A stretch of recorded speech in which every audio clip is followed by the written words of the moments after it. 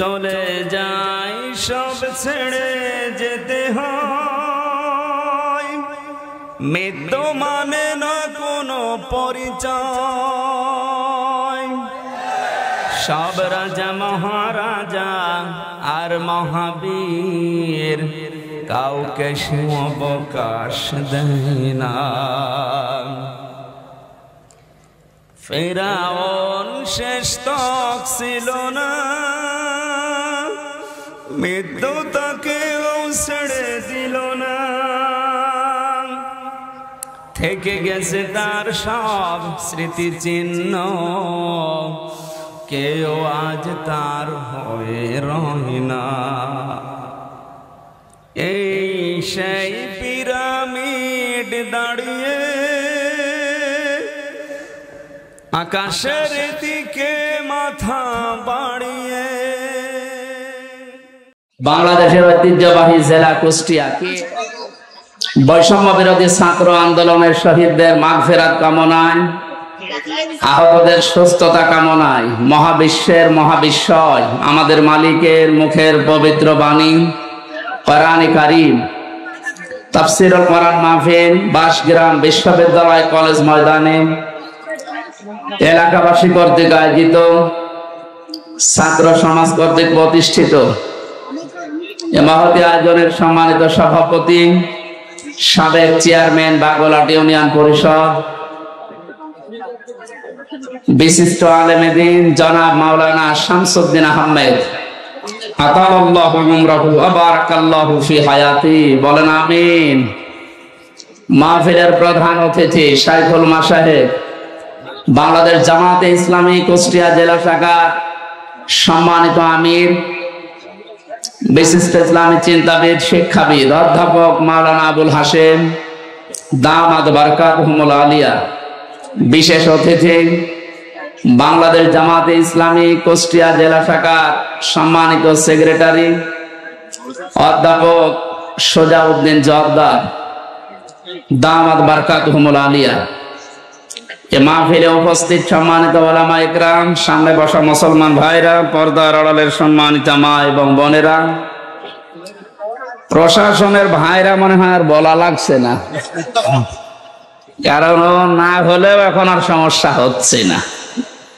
তারপরেও যখন এসেছে বলি নাকি এসেছে না, দেখলাম তো আমার পেছনে প্রশাসনের ভাইরা, এরা যে আর ঝামেলায় আছে এখন তো আমরা দেখতে পাচ্ছি। আমার বাড়ির নিচতলায় এক পুলিশ ভাড়া থাকে, 5 তারিখের পর যে কোথায় গেছে আল্লাহ জানে আর ও জানে।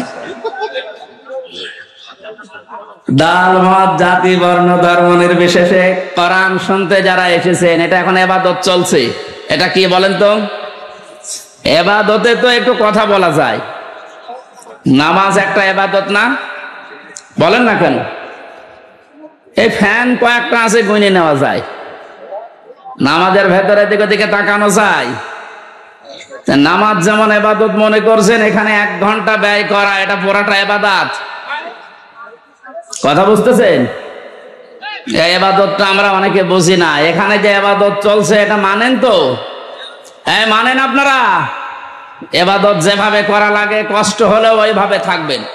দাঁড়িয়ে আছেন থাকেন, বসে আছেন ওখানে বসেন 1 ঘন্টা। আমরা কোরআনে কারিমের আপনি লিখে দিলেন তাফসীরুল কোরআন মাহফিল, তাফসীর আকারে কথা বলার চেষ্টা চালাবো ইনশাআল্লাহ। যিনি আমাদেরকে এই দিনের বেলায় হাজারো কাজ ছিল সব বাদ দিয়ে কোরআনে কারিম বোঝার জন্য সময় বের করে দিলেন, আলহামদুলিল্লাহ। তিরমিজি শরীফের হাদিস, নবীজি বলেন, মসজিদে নববীতে প্রবেশ করে দেখি বামে কিছু মানুষ আল্লাহর জিকির করছে, ডান দিকে তাকালাম দেখলাম কিছু মানুষ আল্লাহর কোরআনে কারিম নিয়ে আলোচনা করছে। নবীজি বললেন 2টা দল ভালো কাজে আছে, তবে সবচাইতে উত্তম কাজে আছে আল্লাহর কাছে তারা যারা কোরআনে কারিম নিয়ে ব্যস্ত আছে। এই মুহূর্তে আমার মালিক আমাকে নির্দেশ দিয়েছেন আমি যেন কোরআনে কারিমের এই জায়গায় শ্রোতা হিসাবে বসে তাদের আলোচনায় লিপ্ত হই। কুষ্টিয়াবাসী, আপনি খেয়াল করলেন কি বললাম? মুহাম্মাদুর রাসূলুল্লাহ সাল্লাল্লাহু আলাইহি ওয়াসাল্লাম উনি যদি এখন জীবিত থাকতেন আর এই কুষ্টিয়ার এই জেলার উপর দিয়ে হেঁটে যেতেন, এ বাঁশগ্রাম কলেজ ময়দানে কোরআনের আলোচনায় তিনিও শ্রোতা হয়ে আমাদের সাথে বসে পড়তেন। এটা হামজার কারণে, আবুল হাশেমের কারণে, কিসের কারণে বলেন তো? কোরআনের কারণে। যে জায়গায় নবী বসতেন ওই জায়গায় আমি আপনি এখন বসে আছি। কত দামি জায়গা এটা! আর একবার বলেন আলহামদুলিল্লাহ। আল্লাহ রাব্বুল আলামিন বলেন, লাইন শাকারতুম লাযিদান্নাকুম ওয়া লাইন কাফারতুম ইন্না আযাবি লাশাদীদ। আমি গতানুগতিক কথা বলি কম, যেটা বলছি বাস্তবের সাথে মিলাবেন। সূরা ইব্রাহিমের 7 নম্বর আয়াতের শেষের দিকে আছে, 13 নম্বর পারার 15 নম্বর পৃষ্ঠা 7-5 নম্বর লাইনে আছে। আল্লাহ পাক বলেন, নবী শুকরিয়া যদি আদায় করেন আমি নিয়ামতকে জীবনে বাড়িয়ে দেব, শুধু বাড়িয়ে দেব। এতটুকু কথা আল্লাহ বলে শেষ করে দিতে পারতেন। লামে তাকিদ নুনে সাকিলা, সুপারলেটিভ ডিগ্রি দিয়েছেন আল্লাহ। আল্লাহ এত বড় গ্যারান্টি শব্দ দিলেন যে অবশ্যই আমি আল্লাহ বাড়িয়ে দেব যদি নিয়ামতের শুকরিয়া আদায় করো।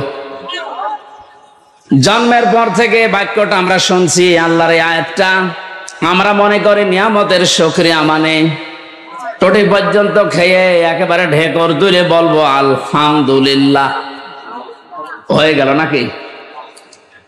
এটা তো শুকরিয়া আদায়ের একটা বাক্য মাত্র। কোন মানুষ যদি শুকরিয়া আদায় করতে চায় নিয়ামতের, এই আয়াতের তাফসিরে মুফাসসির লিখেছেন 3টা শর্ত তাকে মানা লাগবে।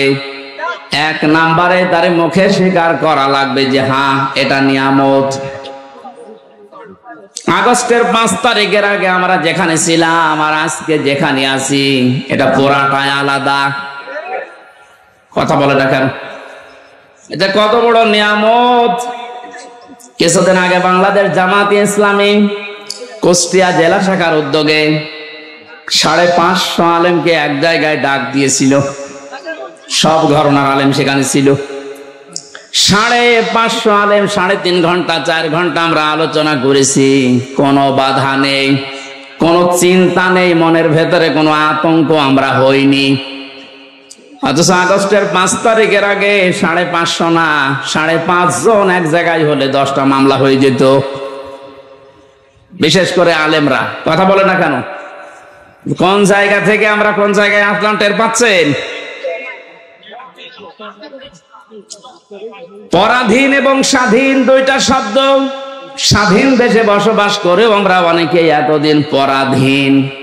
এখন যেহেতু স্বাধীনতার কিছুটা সুখ পেয়েছি, এই জন্য নিয়ামত হিসাবে মনে করছি, আমরা স্বীকার করে নিলাম যে হ্যাঁ এ মুক্ত জীবন, এটা নিয়ামত। 2 নম্বর, আপনার মনের ভেতরে একটা আনন্দ লাগবে, যেটা আমার লাগছে। কিন্তু এদেশে সবার এই আনন্দ লাগছে না। 100 জনের 80 জন মানুষ আমরা এখন আনন্দিত, খালি 20 জন মানুষ বসে আপা ঘাবড়াবেন না। 20 জনের অবস্থা এরকম, আপা ঘাবড়াবেন না। আপনি ঘাবড়ালে আমরা নরম হয়ে যাই। এর সংখ্যা কয়জন? মাত্র 20 জন। আমরা 80 জন কিন্তু এখন খুশি, আনন্দে আছি। মনের ভেতরে একটা অজানা সুখ আমাদের ভেতরে দোল দিচ্ছে। এই আয়াতের তাফসিরে মুফাসসির আরেকটা তথ্য দিয়েছে, মানুষ যখন খুশি হয় তখন তার বাম স্তনের 2 আঙ্গুল নিচে একটা গোস্তের টুকরা আছে, যেটা আমরা কলব বলে জানি। ওটা তখন আনন্দে লাফাতে থাকে, শরীরের পশমগুলো খাড়া হয়ে যায়। আল্লাহ পাক বলেন আমার সালাম নামের খাতিরে তাদের ভেতরে একটা শান্তির বাতাস আমি বইয়ে দেই। জোরে বলেন আলহামদুলিল্লাহ। আমি আমার ঈমান থেকে বলছি এটা আমি পেয়েছি, সুতরাং 2 নাম্বার শর্ত হয়ে গেছে পূরণ। 3 নাম্বারটা কি? যে জন্য নিয়ামতটা পেয়েছি ওই কাজটা ওই জায়গায় পৌঁছিয়ে দেওয়া লাগবে। বৈষম্য বিরোধী ছাত্র আন্দোলন আপনি লিখে দিয়েছেন পোস্টারের উপরে, শহীদদের আত্মার মাগফিরাত কামনায় আয়োজন। ওরা যে 9টা দাবি নিয়ে 1000-এর উপরে দেশে জীবন দিয়ে গেল, যে উদ্দেশ্য নিয়ে জীবন দিয়েছে ওই উদ্দেশ্যকে পূর্ণতায় পৌঁছাতে হলে আল্লাহর এই কালাম লাগবে। মান ক্বালা বিহি সাদাকা, যারা কোরআন দিয়ে কথা বলে এরা সত্য কথা বলে। আমান হাকামা বিহি আদালা, কোরআন দিয়ে যারা বিচার করে নবীজি বলেন এরাই ন্যায় বিচার কায়েম করতে পারে। 53 বছর কোরআনে কারিমের বিচার এদেশে এখনো পর্যন্ত আমরা দেখিনি। এই জন্য ন্যায় বিচার শুধু নামে শুনেছি, পাইনি। বিশেষ করে এই 16 বছরে কত মানুষ আমাদের সামনে এ বক্তব্য বহুবার দিয়েছে যে আমরা ন্যায় বিচার কায়েম করতে পেরেছি। এটা ডাহা মিথ্যা কথা। ন্যায় বিচার কায়েম করা সম্ভব তখন যখন কোরআনে কারিম এদেশের সংসদে চলবে। আর এটা তো সারাবে ধীরেন্দ্রনাথ দত্ত। এরকম মানুষ জীবনেও কোরআনে কারিমকে ওই জায়গায় নিতে চাইবে না। তার প্রমাণ সরঞ্জিত সেনগুপ্ত। এই লোকটা সংসদেই বলেছিল কোরআনের আইন এটা বর্বর আইন। কোন আয়াতের প্রেক্ষিতে? সূরা মায়েদার 38 নম্বর আয়াত যখন সংসদে কে যেন বলেছিল, ওই সময় দেখলাম রিয়েক্ট করেছে, আস-সারিকু ওয়াস-সারিকাতু ফাকতাউ আইদিয়াহুমা জাযাম বিমা কাসাবা নাকালাম মিনাল্লাহ ইলা আখিরি আয়াত। আল্লাহ পাক বলেন চোর পুরুষ হোক আর নারী হোক, সাক্ষ্য প্রমাণে যদি ধরা পড়ে তাহলে তার হাত কেটে দাও, এটা দুনিয়ার শাস্তি। এই লোকটা এই আয়াতকে বর্বর আইন বলেছিল। কারণ হচ্ছে তার ওই যে কালো বিড়াল পাওয়ার পরও বলেছিল না হবে না। প্রমাণ করার জন্যে তদন্ত কমিটি গঠন করেন। প্রমাণ হয়েছে, হাতে নাতে ধরা পড়ার পরেও আবার কিসের দুর্নীতি দমন কমিশনের হাতে দেওয়া লাগবে, কিসের তদন্ত কমিটি গঠন করা লাগবে। ও জেনেছিল যে না, এ আইন যদি বাংলার সংসদে একবার কায়েম হয়ে যায় আমি গুপ্তর হাত থাকবে না। এজন্য গুপ্ত মার্কা যারা, তারা কোনোদিন চাইনি এ দেশে কোরআনের এই আইনটা সংসদে যাক। এটাকে বর্বর আইন বলে তারা, যাদের হাত থাকার কথা না। কথা বলেন না কেন? এই জন্য যতদিন পর্যন্ত কোরআনে কারিমের এই নিয়ম নীতিগুলো সংসদে নিয়ে যেতে না পারবেন ততদিন শুধু ন্যায় বিচার মুখে শুনবেন, বাস্তবে পাবেন না। আমরা চাই কোরআনের আইনগুলো 56,000 বর্গ মাইলের দেশে 100% চালু হোক। আর ন্যায় বিচার কারে বলে আল্লাহ যেটা গ্যারান্টি দিয়েছে ওটা যেন আমরা দেখতে পাই। কথা বলেন ঠিক কিনা? কুষ্টিয়াবাসী নরম ভাষায় একটা কথা বলছি। 53 বছর তো আমরা অনেকে অনেক কিছু দেখলাম। রাজনীতি মনে না করে বাস্তবতার সাথে একটু মিলান তো। বাবা চালিয়েছিল দেশটা অনেক দিন, আমরা দেখেছি দুর্ভিক্ষ পর্যন্ত এসেছিল। আমি দেখি নাই, মুরব্বীরা দেখেছি। স্বামী চালিয়েছিল অনেকের, চালায়নি। এক কথা বলে না কেন? চাচাও চালিয়েছে 9 বছর, যেভাবে হোক। ভাবি চালিয়েছিল, আরে 15 বছর তো বউ চালিয়েছে। সবারটাই দেখা শেষ। কাঙ্ক্ষিত মানের শান্তি কারে বলে? দেখা তো দূরের কথা, শুনতেও পেলাম না। এখন শুধু দেখতে বাকি আছে আল্লাহর এই কোরআন দিয়ে দেশ চললে কেমন দেখা যায়। শুধু ঠিক আর চিল্লানো না, এইটা দিয়ে বাংলাদেশ চলবে, এটা কারা চান দেখি?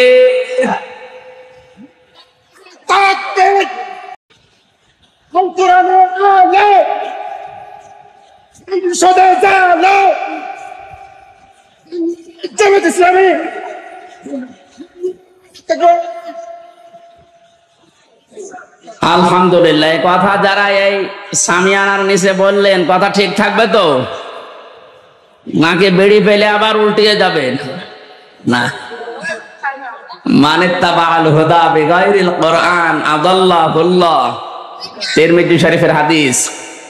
নবীজি বলেছেন কোরআন যদি কাউকে পরিবর্তন করতে না পারে আর কোরআন বাদ দিয়ে পৃথিবীর কোন জায়গায় যদি কেউ ভালো হওয়ার নিয়ত নিয়েও যায়, আল্লাহ নিজে তাকে দায়িত্ব নিয়ে গোমরা বানিয়ে দেয়। এই জেলাকে বহু ভালোবাসি, আমার মাতৃভূমি এই জেলা কুষ্টিয়া। খুব ভালো করে শোনেন কুষ্টিয়ার মানুষেরা, কোরআন যেখানে নেই ওখানে গেলে আপনাকে খারাপ বানাবে। হামজা বলেন আদাল্লাহুল্লাহ, আদাল্লাহ ইউদিল্লু বাবে ইফআল থেকে এসেছে। যদি নবী দল্লা ইয়াদিল্লু দিতেন তাহলে বাংলা অর্থ দাঁড়াতো যে আপনি নিজেই নিজেকে খারাপ বানিয়ে ফেলেছেন। বাবে ইফআল থেকে আসার কারণে শব্দের অর্থ দাঁড়িয়েছে আপনার হয়তো নিয়ত ভালো ছিল, কিন্তু এমন এমন জায়গায় গেছেন যেখানে কোরআন ছিল না। নিয়ত ভালো থাকার পরও কোরআন না থাকার কারণে আল্লাহ নিজে দায়িত্ব নিয়ে আপনাকে আরো খারাপ বানিয়ে দেবে। এর বাস্তব প্রমাণ কুষ্টিয়ার লালনের বাজার। হাজারো মানুষ বিভিন্ন জেলা থেকে আসে, এ জেলা থেকেও যায়, কি খারাপ নিয়তে যায় না। আপনি করে গেলাম লালমনিরহাট, নীলফামারী যারা আছে, বউ ছেলে মেয়ে বেটার বউ সব নিয়ে, কারো নিয়ত খারাপ না। জায়গা পাচ্ছে না, গরিব মানুষ বাঁশের মাথায় উঠে আসতেছে, কেন? আল্লাহর ওলি এখানে শুয়ে আছে। অথচ বাস্তবতা কি? এখানে কোরআনের নিয়ম নীতি চলে, যত শিরিক সব চলছে। এমনকি আমার যতটুকু বাস্তব দেখা, সারা দেশে কুড়িয়ে আপনি সেই কয় মন গাঁজা না পাবেন, এ মাজারের তারতে বেশি গাঁজা পাওয়া যায়। পুলিশ পাহারা দিয়ে আরো গাঁজা খাওয়ায়, খান। এই হচ্ছে আল্লাহর ওলির অবস্থা। এখানে কোরআনের কোন নিয়ম নীতি নেই। সুতরাং আমরা দেখতে পাচ্ছি কি, মানুষ ভালো হওয়ার নিয়তে আসার পরও আগে বিড়ি খাইতো না, এখন বিড়ি খায়। আগে গাঁজা খাইতো না, এখন গাঁজা খায়। ওকে ভালো হয়েছে না খারাপ হয়েছে? ওকে খারাপ বানিয়েছে হামজা। কে বলেন? এ কথাটাই হাদিসটা 100 ভাগ মানেন তো? হেদায়েত দেওয়ার একচ্ছত্র মালিকানা যেহেতু আল্লাহর, আর উনি জানিয়েছেন আদাল্লাহুল্লাহ, আমি নিজে তোকে খারাপ বানাবো। কুষ্টিয়াবাসী আমরা কোরআনের এই চোখ, হাদিসের চোখ লাগিয়ে দিয়ে যারা দেখতে পাচ্ছি, আজকে আপনাকে সতর্ক করার জন্য এসেছি। খুব ভালোভাবে খেয়াল করেন, কোরআন যেখানে নেই ওখানে গেলে আপনি নিজে খারাপ হবেন না, আপনাকে খারাপ বানানো হবে। আর এর কর্তা হবেন কে? বলে।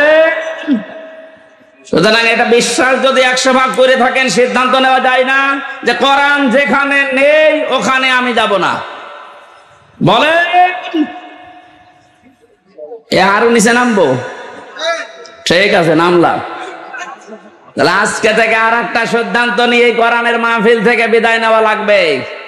এই বাংলাদেশে যত রাজনৈতিক দল আছে, যে দলে কোরআন নেই, কোরআনের কর্মসূচি নেই, ওই দলের প্রতিষ্ঠাতা আমার বাবা হলেও আমি ওখানে নেই।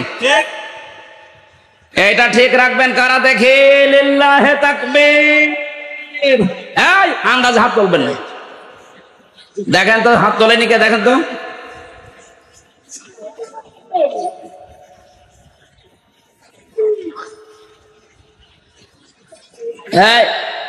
ঠিক আছে,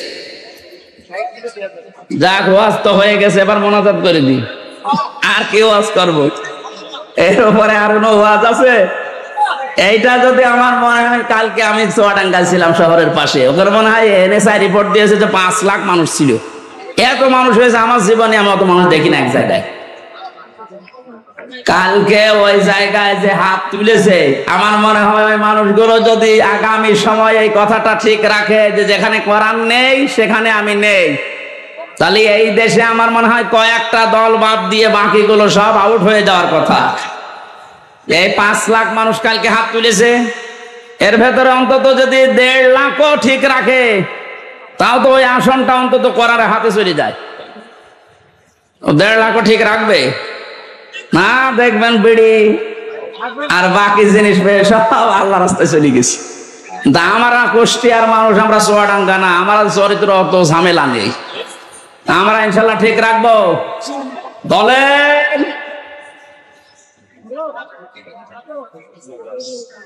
যত জেলায় গেছে, হাদিসটার ব্যাখ্যা যত জায়গায় করেছি, আমার মনে হয় মানুষগুলো যদি সারা হাত তোলে শুধু, এরাও যদি ঠিক রাখতো, তো বাংলাদেশে সেই আমার সেই 11 সালের পর থেকে যা শুরু হয়েছে আমার আলোচনা, ওই সময় দেশে ইসলাম কায়েম হয়ে যাওয়ার কথা।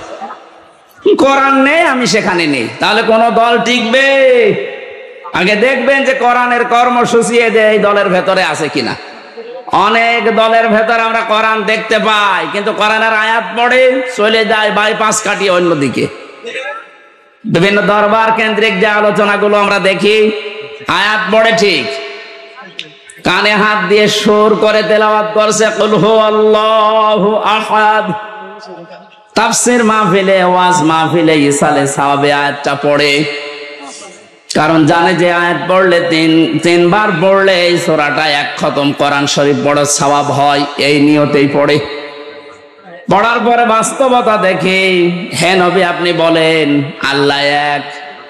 এবার আস্তে করে কাটছাট করে চলে যাচ্ছে উনি কুষ্টিয়ার বাইপাস দিয়ে।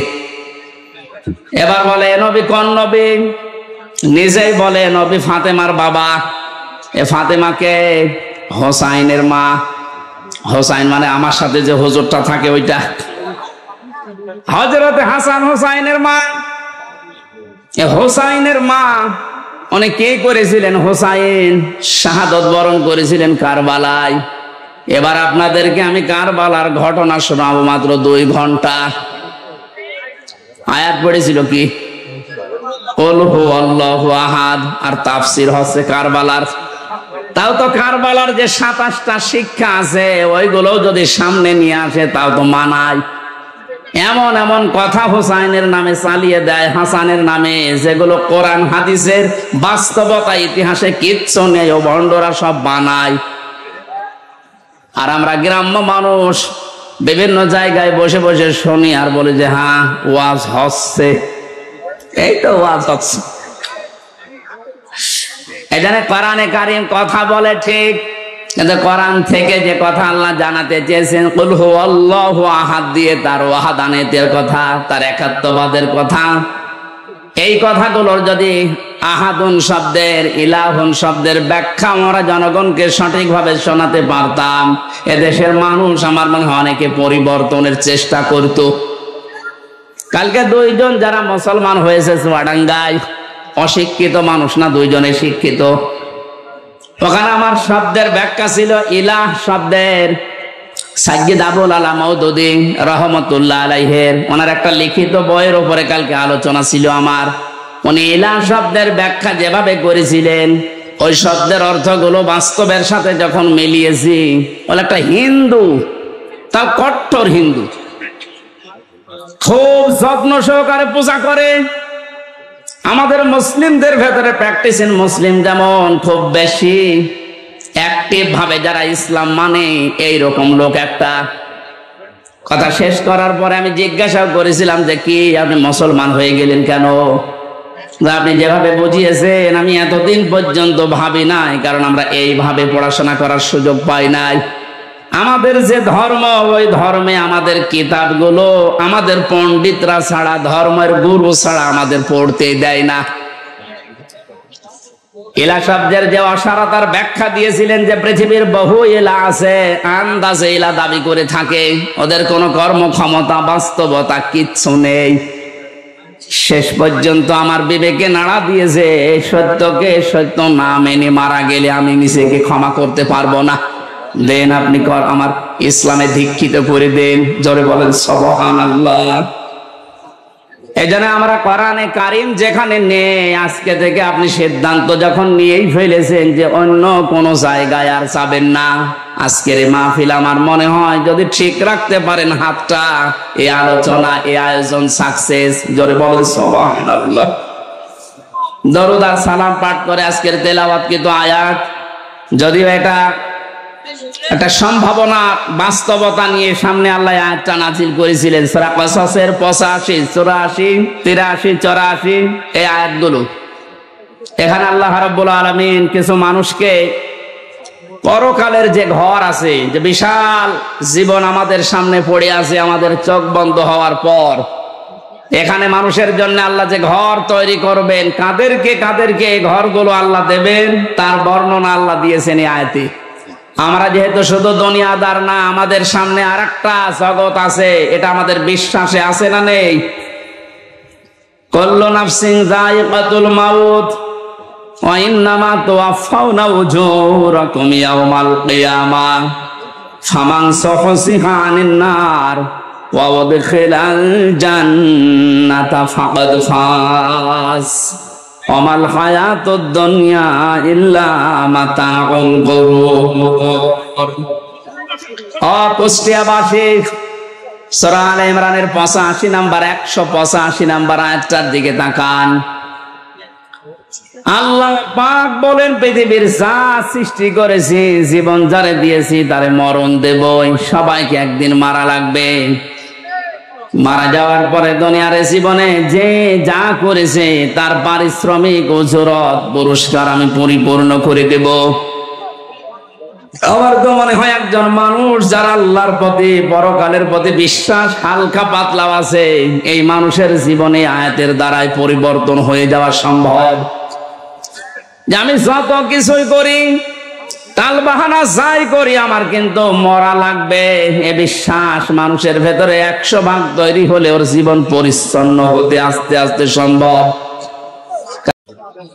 এর আগে যত তাফসির আমি দেখেছি, পুরাতন ওল্ড তাফসির, মুফাসসিরিন গ্রামে 11 শব্দের ব্যাখ্যায় দিয়েছেন যে কিয়ামতের দিন আপনাকে দেওয়া হবে, এতটুকুই শেষ। আধুনিক তাফসির যারা বের করছেন, দেওয়া হবে এখানে লেখা নেই। এরা মানে চোখ দিয়ে দেখা। দুনিয়াতে আপনি ভালো মন্দ যাই করেন না কেন, যতটুকু করেন কিয়ামতের ময়দানে ওইটা আপনাকে ভিডিও ক্লিপ আকারে আল্লাহ দেখাবে। জোরে বলেন আল্লাহু আকবার। এটা যদি 100 ভাগ কেউ বিশ্বাস করে, সে নিজের স্ত্রী বাদ দিয়ে কোনোদিন হোটেলে রাত কাটাবে? এদেশে কাটাচ্ছে না? কথা বলেন না কেন? 5 তারিখের পর থেকে আজকে এই 9 তারিখ, এই কয়েকদিনের ভেতরে আপনি দেখেছেন কি অবস্থা। যত যত বড় বড় মহারথী দেখতাম, ওদের চরিত্র দিয়ে এত নিচে নামতে পারে আমার বিশ্বাস ছিল না। বিশেষ করে দরবেশ বলে এত নিচে নামবে, অন্যের বউ ভাগিয়ে উল্টা পাল্টা কাজ চালিয়ে যাচ্ছে। দাড়ি কেটে নম হয়ে গেছে, তাহলে বোঝা যাচ্ছে ওর দাড়ি এটা আসল দাড়ি না, জনগণকে ধোঁকা দিয়ে বোকা বানিয়ে টাকা পয়সা আত্মসাৎ করার দাড়ি এইটা। অনেকে বিভিন্ন এরকম মেকি কাজ করে আমি দেখেছি। কুষ্টিয়ানা হালসায় যেন ওই যে 12 সাল 11 সালের দিকে এক দোকানে তেল নিচ্ছে এক লোক, দেখলাম বারবার তেলে মাপে কম দেয়। ঘুরে এসে ওরে বললাম, চাচা আপনি একটা কাজ করলেন কেন? আপনি যে বারবার এভাবে তেল মেপে দেন, ওই লোকটা তো বসে নাই, একটু আলা ভোলা। তা আপনি এসে তো টের পান যে কি করলেন। কিছুক্ষণ আগে নামাজ পড়ে আসলেন, টুপি এখন আপনার মাথায় আছে, আর আপনি বারবার ওজনে কম দিচ্ছেন। নামাজ পড়ার এই হাল।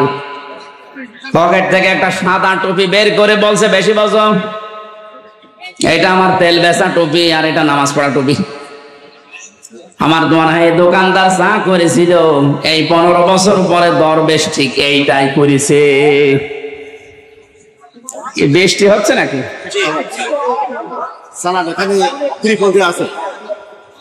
এখানে ত্রিপল দেয়া থাকলে হবে, বাকিগুলো ভেজবে। সুবহানাল্লাহ আলহামদুলিল্লাহ লা ইলাহা ইল্লাল্লাহ। এই কিছু মানুষ বাড়ি চলে যান, যারা ভিজে যাচ্ছেন বাড়ি চলে যান। এর ভেতরে যারা আছে অন্তত পানিতে ভিজবে না তারা থাকেন, বাকিগুলো বাড়ি চলে যান। কালকে ইউটিউব থেকে নামিয়ে নেবেন, যান বাড়ি চলে যান। এত যায় না দেখছি।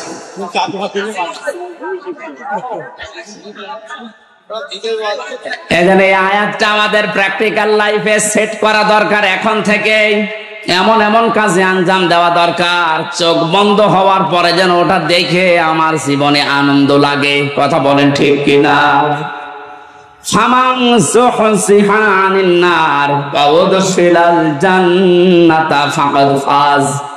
আল্লাহ তাআলা বলেন, ওই মানুষটার জীবন তো সফল যাকে আল্লাহ জাহান্নামের কাজগুলো থেকে আস্তে আস্তে মাইনাস করে জান্নাতের কাজের দিকে এগিয়ে দেয়।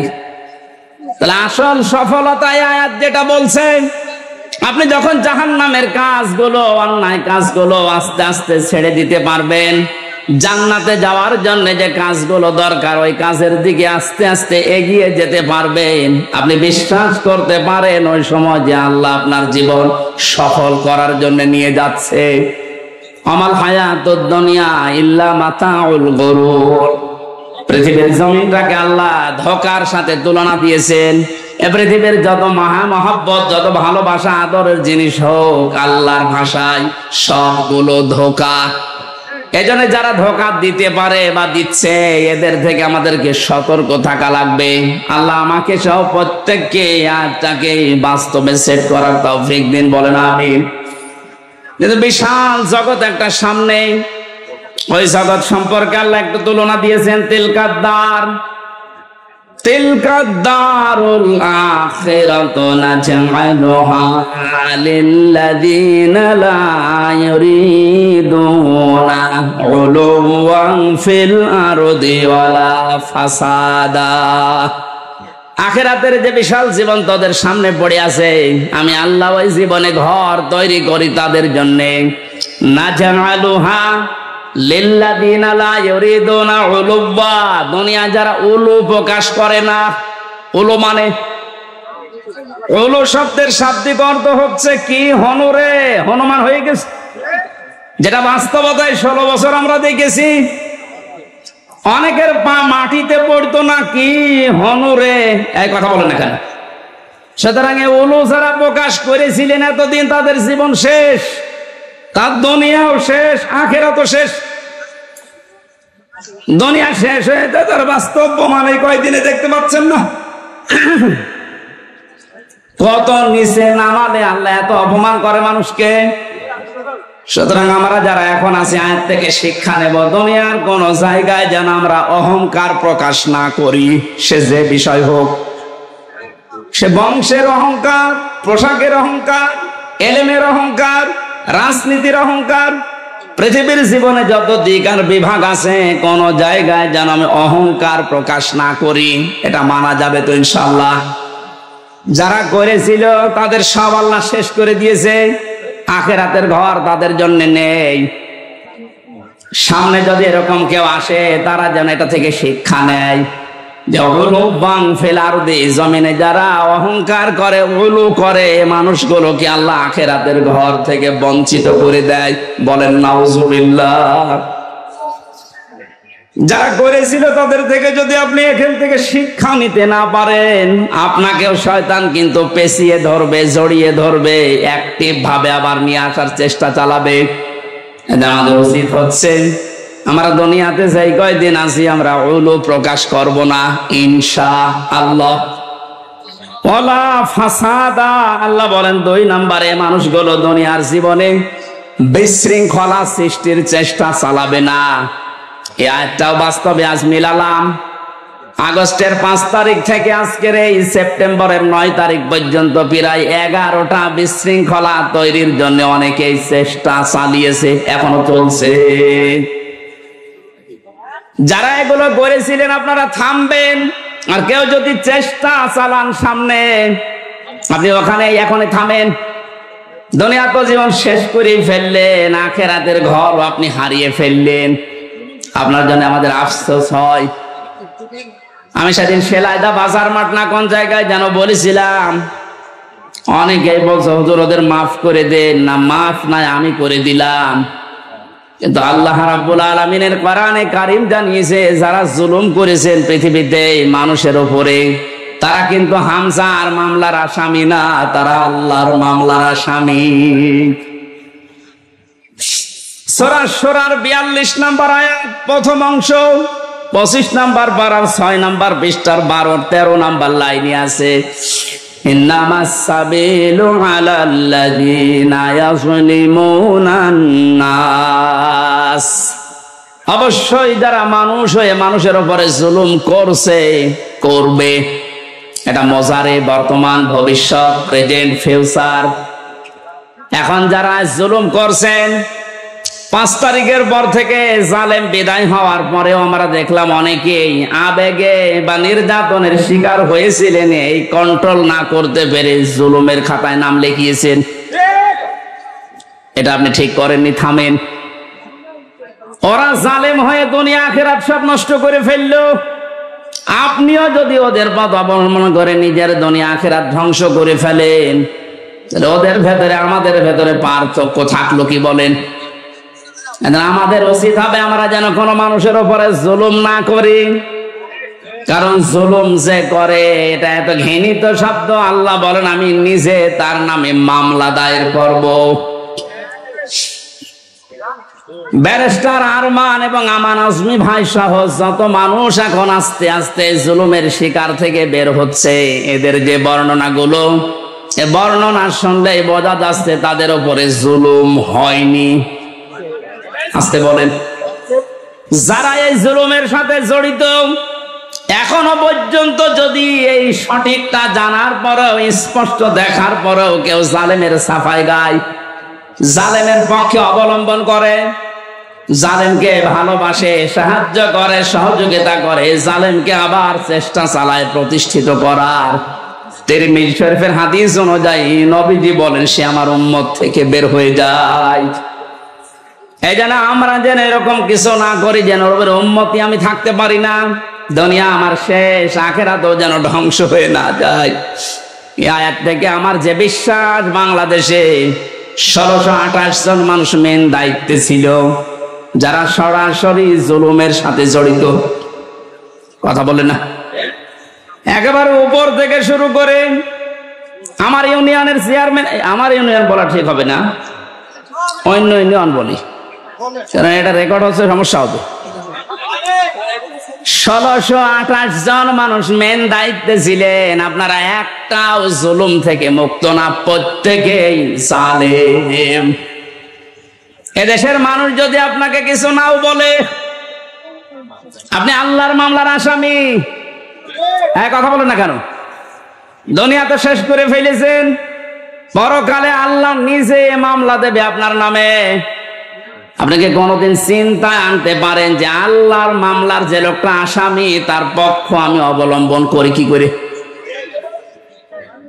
আমার একটা মূল্যচুরি মামলা ছিল, জানেন, ওরা যদি সাজাও লাগিয়ে দিত তাও আমি 3 মাস সর্বোচ্চ জেল খাটতাম।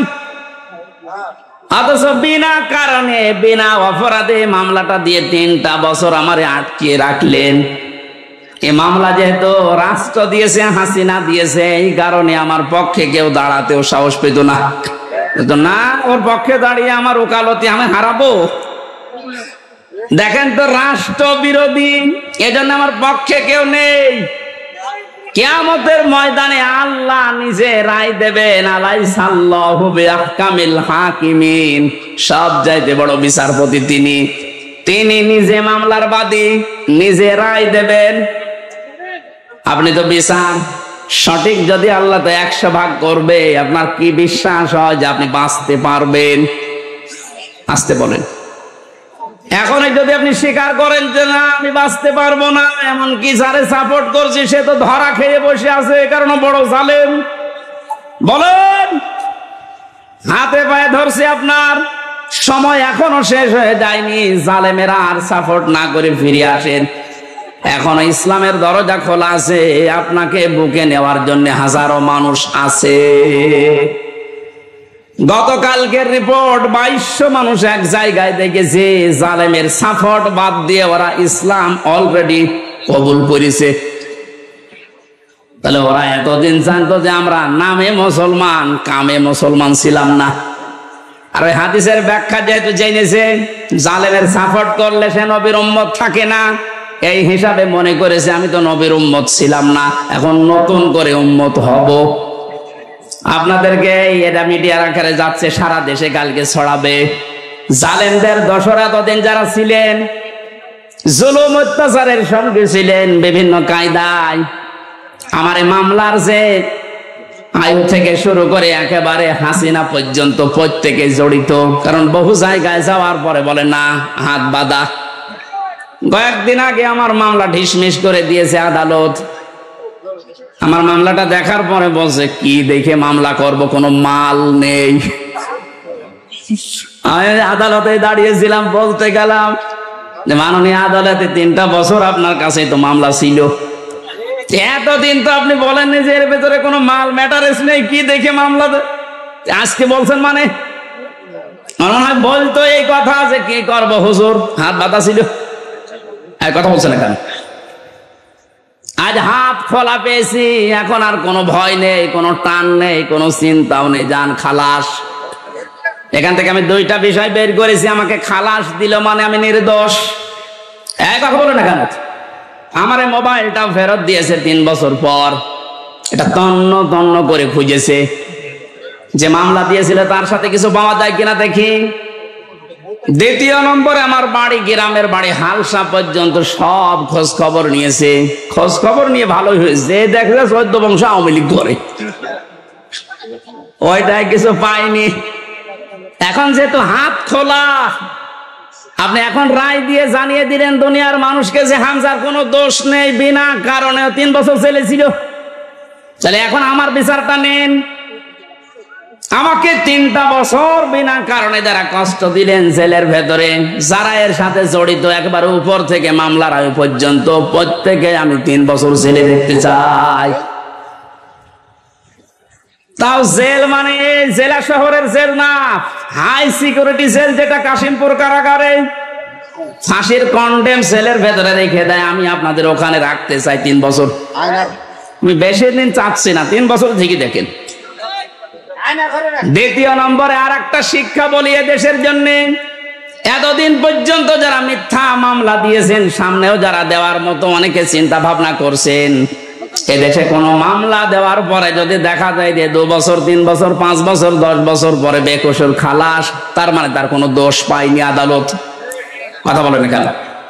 এরকম যদি কেউ নিরপরাধ খালাস পেয়ে যায়, যারা মামলা দিয়েছে, যারা সাক্ষী দিয়েছে, যারা এর সাথে জড়িত, প্রত্যেককে জরিমানা করা লাগবে। আমার কথার অর্থ বলছেন? আপনি বিনা কারণে কাজ করবেন কোন কারণে? মামলার বাদী যেহেতু রাষ্ট্র ছিল, এজন্য কেউ আমার পক্ষেও দাঁড়ায় না, রায় তো দূরের কথা। আল্লাহ নিজে মামলার বাদী, নিজে রায় দেবেন, নিজে বিচারপতি। বলেন এবার আপনার অবস্থা কি হবে? আর আমি জেনে শুনে আপনার মতো এত বড় জালেমের পক্ষে যাব? আমার বিবেকের ওপর কি কুকুরে পোশাক করিস? আশা করছি আপনি ফিরে আসবেন, জীবনে যতদিন বেঁচে আছেন কোন জালেমের পক্ষে থাকবেন না, এটা মানবেন তো? দুনিয়ায় যারা অহংকার করে, ক্ষমতার অহংকার হোক, সম্পদের অহংকার হোক, যে কোনো জিনিসের, তাদের জন্য জান্নাতে আল্লাহ ঘর বানাবেন, আমাদের আখিরাতের ঘর শেষ। ওয়ালা ফাসাদা, যারা বিশৃঙ্খলা তৈরি করার জন্য এখনো বিভিন্ন ইস্যু তৈরি করছেন সামনে, বাস্তবে আমরা যেটা দেখতে পাচ্ছি, সংখ্যালঘু দিয়ে ওরা চেষ্টা চালিয়েছিল, পারে নাই, হালে পানি নাইনি। কারণ বাংলাদেশ জামাত ইসলামীর শ্রদ্ধাভাজন আমির ডাক্তার শফিকুর রহমান ঘোষণা দিয়ে দিয়েছে, এদেশে সংখ্যালঘু সংখ্যাগুরু বলে কিছু নেই। বলে 96% মুসলমান আমরা, তাতে কি হয়েছে? আমির হামজা আমার কাছে যেমন, ওই ননী গোপালও আমার কাছে ওই রকম, কোনো পার্থক্য নাই দুইজনের। সুতরাং এই কু তৈরি করে ওরা যখন পারে নাই, তখন চালিয়েছিল প্রধান বিচারপতিকে দিয়ে একটা তোড়জোড় তৈরি করে এ দেশকে অস্থিতিশীল করার জন্য, কিন্তু পারে নাই। এরপরে লাগিয়েছে আনসার। কিসের আনসার? পুলিশ ছাড়া যদি 1 মাস 5 দিন চলতে পারে দেশ, আনসার ছাড়া চলবে 1 আর 2। কোন দরকার নেই, যারা দায়িত্বে আছেন বাহিনীকে বিলুপ্ত করে দেন। 42,000 লোক নিয়োগ হয়েছে এই বাহিনীতে এই কয় বছরে, তার 35,000 হচ্ছে গোপালগঞ্জের। আর এই 63 জেলার লোক, আমরা কি ঘাস কাটছি? কত বড় বৈষম্য চিন্তা করেন তো। যদি ভাগ ভাগ করে নেওয়া হয়, তাও তো এই জেলা থেকে 1000 পড়বে, 800-900 পড়বে, তাও পড়ে না। একজন এই জেলা থেকে হবে না, সব গোপালগঞ্জে। মনে হচ্ছে যত আল্লাহর ওলি সব ওই জায়গায় জন্মেছে। এদেরকে যখন পারে নাই, তখন ডাক্তারদেরকে লাগিয়েছে। ডাক্তাররাও বলছে না, আমাদের দরকার নেই, আমাদের যা আছে ভালো আছে। এরপরে লাগিয়েছে, এখন সামনে শুনছি এই গার্মেন্টস কর্মীদের লাগাবে। আমার মনে হয় ওদের যা চরিত্র, এই 16 বছরে আমি দেখেছি, ওরা কিছুদিন পর গরন্ত ঘাটের এই মহিলাদের লাগাবে। সতর্ক আমরা আছি, ঘুমিয়ে নে। আমিরা জামাত সেদিন কুষ্টিয়ায় এসে বলে না যে আমরা কিন্তু সতর্ক আছি, ঘুমিয়ে পড়ি নাই। সুতরাং যত বিশৃঙ্খলা, যত অরাজকতা তৈরি করবেন এদেশের জনগণ সব রুখে দেওয়ার জন্য প্রস্তুত আছে ইনশাআল্লাহ। এজন্য ষড়যন্ত্র থামান। দুনিয়া তো ধ্বংস করে ফেলেছেনি, তিলকা দারুল আখিরাত, আখিরাতের ঘরটাও নষ্ট করেন না। ওয়ালা ফাসাদা, দুনিয়া যারা বিশৃঙ্খলা তৈরি করার চেষ্টা করে, দেশটা তো ঠিক আস্তে আস্তে দাঁড়িয়ে যাচ্ছে, সময় দেন না কেন? আপনি নিজেকেও ধ্বংস করছেন, দেশটাও ধ্বংসের ভেতরে ফেলার জন্য আপনি বিশৃঙ্খলা তৈরি করার চেষ্টা চালাচ্ছেন। আল্লাহ আপনাকে যেন বাঁচান। হেদায়েত দেওয়ার মালিক আল্লাহ। আমরা দোয়া করতে পারি, দোয়া করছি, চেষ্টা চালাচ্ছি, আপনি যেন ফিরে আসেন। কারণ বহু জালেম অলরেডি ফিরে এসেছে, জালেমের দর্শকরা এখনো আস্তে আস্তে ফিরে আসার চিন্তা দেখছি নিচ্ছে।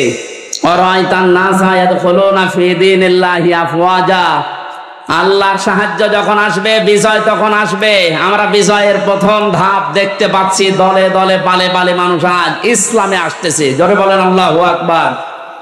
এ ধারা অব্যাহত থাকুক, কিছুদিন পরে দেখবেন এ দেশে 100 ভাগের 51 ভাগ মানুষ যদি চায় যে রাষ্ট্র এই কোরআন দিয়ে চলুক, কোন মহারতে আর বাধা দিয়ে ঠেকাতে পারবে না। আমরা ওইটাই দেখতে চাচ্ছি সামনে। কথা বলেন ঠিক কিনা? সম্মানিত মা বোনেরা, কোন জুজুর ভয় পাবেন না। আমিরে জামাত অলরেডি ঘোষণা দিয়েছে, মেয়েদেরকে জুজুর ভয় দেখিয়া ইসলামী আন্দোলন একামতে দিন সম্পর্কে উল্টাপাল্টা ধারণা দেয় দেশের রাম আর বামরা। কি করেছে আপনার পক্ষে 13টা সংগঠন? নারী পক্ষ, নারী স্বাধীনতা আন্দোলন, নারী বিপ্লব পরিষদ, নারী মুক্তি পরিষদ, কত নাম দেখেন তো। কোন নারীর গ্যারান্টি আছে এদেশে? ইসলামের হাতে দিয়ে দেখেন, আপনি গ্যারান্টি পাবেন ইনশাআল্লাহ। বলেন ইনশাআল্লাহ। আল-আকিবাতুল লিল মুত্তাকিন, যারা তাকওয়া অবলম্বন করে চলবে, যেখানে যে জিনিস বসানো দরকার ওই জিনিস ওখানে বসাবে, এই মানুষগুলোর পরিণাম শুভ। আল্লাহ নিজে বলছেন আল-আকিবাতুল লিল মুত্তাকিন। এটা যেন আমরা চর্মচোখে এই শুভ পরিণাম দেখে মরতে পারি। আমিন। মাগরিবের পরে আলোচনা আছে যে ভেড়া মারা, এই জন্য শেষ করে দিচ্ছি। আল্লাহুম্মা আমিন। লা ইলাহা ইল্লা আনতা সুবহানাকা ইন্নী কুনতু মিনাজ জালিমিন। রব্বুল আলামিন, আখিরাতের ঘর তুমি যাদের জন্য বানাবে ওই দলে আমাদেরকে থাকার তৌফিক দাও। যাদের জন্য আখিরাতের ঘর তুমি বানাবে না জানিয়েছো, এই 2টি গুণ আমাদের থেকে তুমি বের করে নাও। কোন কাজে, কোন কর্মে যেন আমরা উলু প্রকাশ না করে, অহংকার না করে, কোন বিশৃঙ্খল কাজে যেন আমরা যুক্ত না হই। যারা যুক্ত হচ্ছে আল্লাহ তুমি কুদরত দিয়ে তাদেরকে থামিয়ে দাও। আখিরাতে যাদের পরিণাম উত্তম তুমি ঘোষণা দিলে ওই দলে আমাদেরকে তুমি ভিড়িয়ে দাও। এ মাহফিলের আয়োজনে যারা শ্রম দিয়েছে, আমার জাফর ভাই সহ যত মানুষ কোরআনের জন্য এত কষ্ট সহ্য করেছে, এদেরকে তুমি ওমরের মতো হেদায়েত দিয়ে দাও। সম্মানিত মা বোনদেরকে আয়েশার মতো, খাদিজার মতো, ফাতিমার মতো বানিয়ে দাও। আমার প্রাণ প্রিয় জেলা এই কুষ্টিয়া, আল্লাহ তাআলা যে শয়তান গুলোর কারণে কোরআনের কথাগুলো জেলাতে বলতে পারতাম না, তারা সব পালিয়েছে। দোয়া করছি কিয়ামতের আগে এই জেলার দায়িত্বে যেন কোনো জালিম আসতে না পারে।